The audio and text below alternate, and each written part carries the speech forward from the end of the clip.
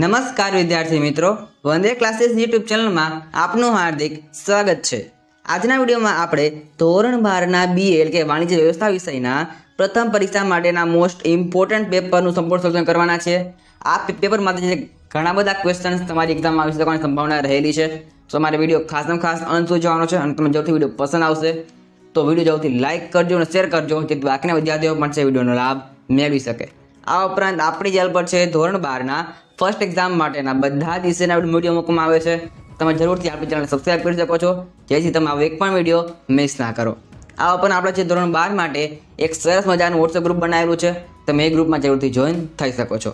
તો ચાલો આપણે આજના વિડીયો શરૂઆત કરીએ। ધોરણ 12 વિષય BA એટલે કે વાણિજ્ય વ્યવસ્થા અને સંચાલન પ્રથમ પરીક્ષા માટેનું મોસ્ટ ઇમ્પોર્ટન્ટ પેપર સંપૂર્ણ સોલ્યુશન સાથે। સૌથી પહેલાં છે સેક્શન નંબર A। તમારે છે BA વિષયમાં વિભાગ A તમારે કુલ 20 ગુણ લેવાનો છે। એ તો સૂચના આપેલી છે કે નીચે 1 થી 20 હેતુલક્ષ વાક્યના પ્રશ્નો આપેલા છે। આપેલા વિકલ્પમાંથી યોગ્ય વિકલ્પ પસંદ કરીને તમારે જવાબ લખવાનો રહેશે। તમારે અહીં દરેક વિકલ્પ 1-1 ગુણના રહેવાના છે। સૌથી પહેલો વિકલ્પ આપેલો છે તમને અહીંયા કે નીચેનામાંથી કોનો સમાવેશ સંચાલનની એક પણ સપાટીમાં થતો નથી, તો જવાબમાં આવશે કામદાર। શું આવશે? C। ત્યાર પછી આયોજન એ ધનલાખ્ય શાસ્ત્રનું મગજ છે, તો વ્યવસ્થા તંત્ર એ શું છે? તો જવાબમાં આવશે B નહીં પણ C એટલે કે શારીરિક માળખું। ત્યાર પછી પ્રવૃત્તિની દ્રષ્ટિએ સંચાલન કેવી પ્રવૃત્તિ છે? તો સંચાલન છે સર્વવ્યાપી એટલે કે બધી જગ્યાએ થતી પ્રવૃત્તિ છે। ત્યાર પછી ધ્યેયલક્ષ સંચાલનના સિદ્ધાંતોના પ્રણેતા કોણ હતા? તો જવાબમાં આવશે અહીં ડફર એટલે કે A। ત્યારબાદ સંચાલન સિદ્ધાંતો એટલે શું? તો જવાબમાં આવશે A એટલે કે અનુભવોનો નિચોડ। ત્યારબાદ તમે તમારા માણસોને સાચવો, તમારા માણસો બાકીનું બધું જ સાચવી લેશે, આ વિધાન કોણે રજૂ કરેલું હતું? જવાબમાં આવશે B પ્રોફેસર ઉર્વિકે છે આ વિધાન રજૂ કરેલું હતું। ત્યાર પછી 7મો વિકલ્પ સફળ આયોજન માટેની પૂર્વ શરત કઈ છે? તો જવાબમાં તમારે આવશે અહીંયા પરિવર્તનશીલતા। શું આવશે? કે આયોજન છે પરિવર્તનશીલ હોવું જોઈએ, જડ ન હોવું જોઈએ। જો પરિવર્તનશીલ હશે તો જ છે આયોજન સફળ પુરવાર થઈ શકશે। ત્યાર પછી 8મો વિકલ્પ આયોજન પ્રક્રિયાનો અંતિમ તબક્કો જણાવો, તો જવાબમાં આવશે શું આવશે? તો કે જવાબમાં આવશે યોજનાનું મૂલ્યાંકન, એટલે કે અહીં તમારા આન્સર બની જશે A યોજનાનું મૂલ્યાંકન છે એ આયોજન પ્રક્રિયાનો અંતિમ એટલે કે છેલ્લો તબક્કો છે। ત્યાર પછી આયોજનનું કાર્ય એટલે શું? તો જવાબમાં આવશે પસંદગીનું કાર્ય। આયોજન કાર્ય શું થાય? તો કે પસંદગીનું કાર્ય થાય। ત્યારબાદ જે એકમમાં સમગ્ર સત્તા ઉચ્ચ સંચાલકો પાસે કેન્દ્રિત હોય તો તેને શું કહેવામાં આવે છે? તો કે જવાબમાં આવશે કેન્દ્રીકરણ કહેવામાં આવે છે। ત્યારબાદ માનવ સંબંધોના આધારે કુદરતી રીતે રચાયેલું માનવ સંબંધોનું ઝાડું કયામાં ઓળખાય છે? તો તેમાં તેને કહેવાશે અવૈધિક વ્યવસ્થા તંત્ર। ત્યાર પછી નીચેનામાંથી કયા વ્યવસ્થા તંત્રમાં વિભાગ કરતાં વધુ મહત્વ કાર્યને આપવામાં આવે છે? તો જવાબમાં આવશે કાર્યાનુસાર વ્યવસ્થા તંત્રને। ત્યારબાદ ભરતી પછીનું બીજું કાર્ય કયું છે? તો બીજું કાર્ય છે પસંદગી કરવી। ત્યારબાદ બિન સંચાલકીય કર્મચારીઓની પસંદગીની પ્રક્રિયા કેવી હોય છે? તો જવાબમાં આવશે ટૂંકી અને સરળ। શું આવશે?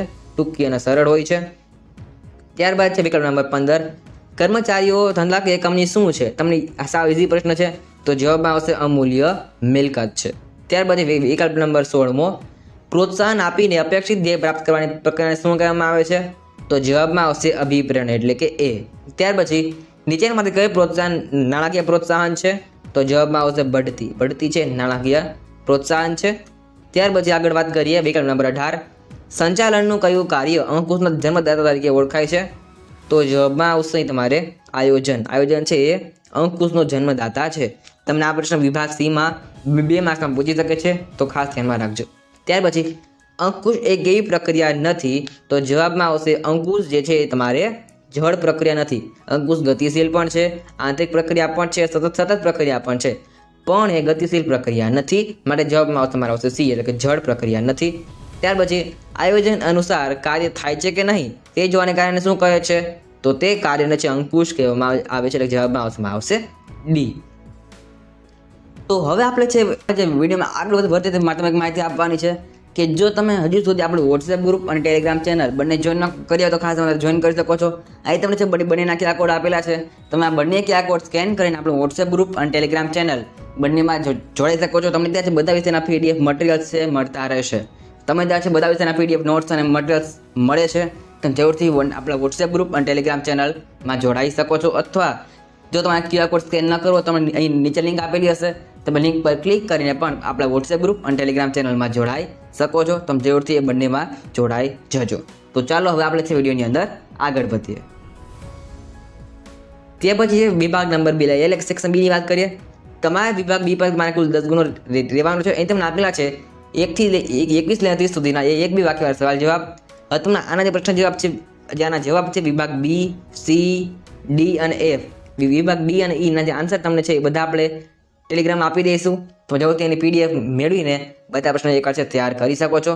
તમને બધા જે આન્સરની પીડીએફ છે આપણે ટેલિગ્રામ ચેનલ પરથી મળી રહેશે. તો તમે જવથી આજનો વિડીયો ગમ્યો હશે તો ખાસ વિડીયો લાઈક જરૂરથી કરજો અને વિડીયો શેર જરૂરથી કરજો, જેથી બાકીના વિદ્યાર્થીઓ પણ વિડીયોને જોઈ શકે. તો આજના વિડીયોમાં આટલું જ. મળીશું નેક્સ્ટ વિડીયોમાં. Thanks for watching. All the best.